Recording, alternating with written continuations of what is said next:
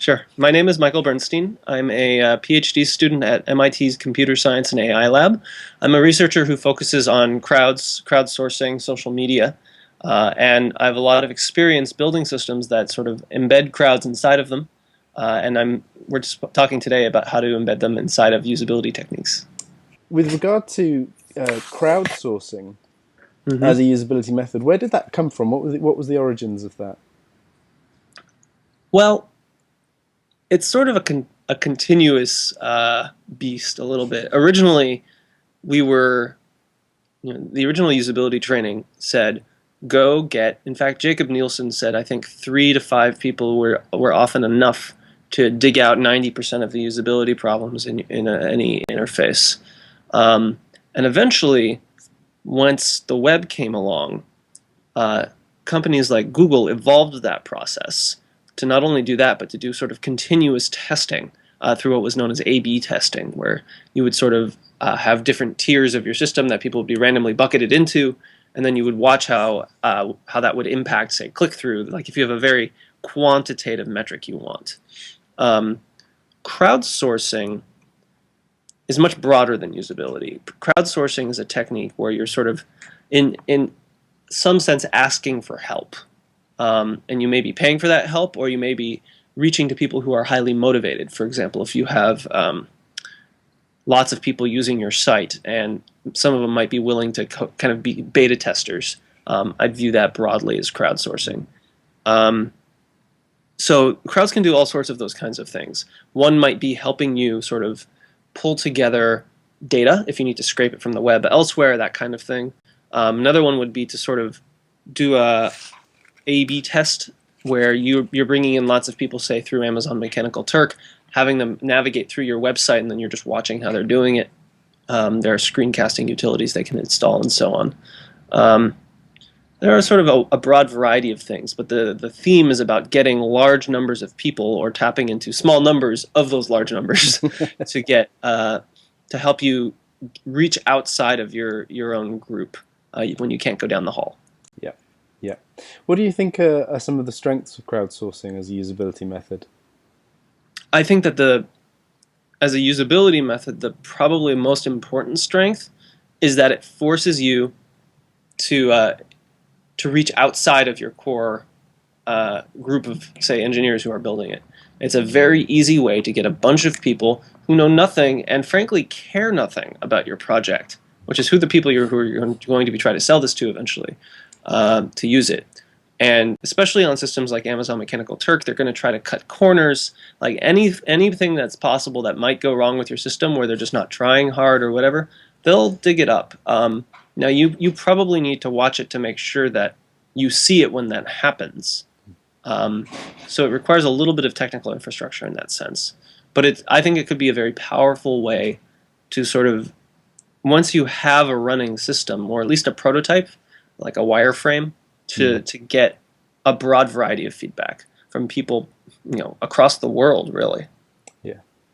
It's very easy, isn't it, even at the beginning of a project, for project members to go sort of project blind, and you can't see to kind of imagine the project being used by someone else or outside of kind of your own thinking about the project. It can be very easy to overlook those sorts of elements, can't it? Yeah, Dan Russell at Google has a great line where he says, "Everyone is 2 sigma from the mean." What he means is that, if you think about sort of a normal distribution, that is like a standard deviation and means and so on, everyone is sort of in the 99th percentile of being weird in at least one way. There's no average person. And I think crowdsourcing helps you reach out to that huge variance of individuals and understand how they're going to use your system. Yeah. You've already sort of touched on this, but can you describe a real life example of crowdsourcing in a usability method? So some of the techniques I've been describing are mainly theoretical at this point, in that I think they would work, and I haven't seen anyone using them. Certainly systems companies like Google do A/B testing, and that's probably the most widely known version of this.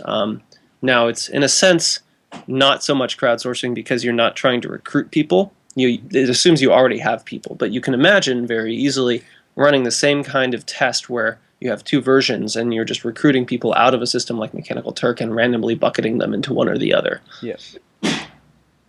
And do you think there are, I mean, again, do you think there are any methods or techniques that would work particularly well with crowdsourcing?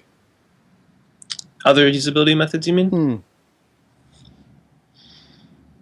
I think that there are a variety of usability methods that work best in person, and those are not the right match for crowdsourcing. Okay. So if you're doing feedback, say on a paper prototype, you need sustained attention, Yep.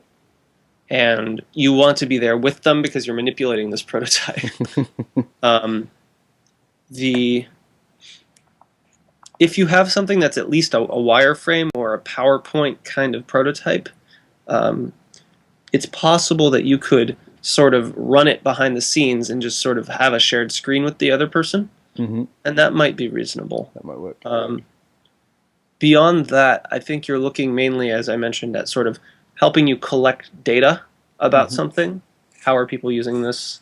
Identifying error bounds, like how people mess up or get stuck. And forcing people to walk through particular paths in your system. You're like, I want you to change the address of this customer in the database. Yeah. And then you go tell someone else, I want you to insert a new customer into the database with this information.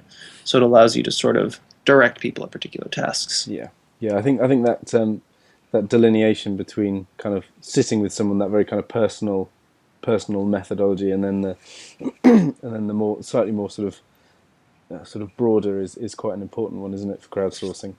Mm. So if so, this question is aimed at at projects who are looking for consultants, experts in this field, or services in this field. If I wanted to use crowdsourcing in a project, where would I start looking? There are a variety of people who are sort of crowdsourcing experts, and you could go talk to them. I think crowdsourcing.org is sort of a place where a lot of these people gather these days. Otherwise, it's very easy to sort of roll your own on a system like Mechanical Turk.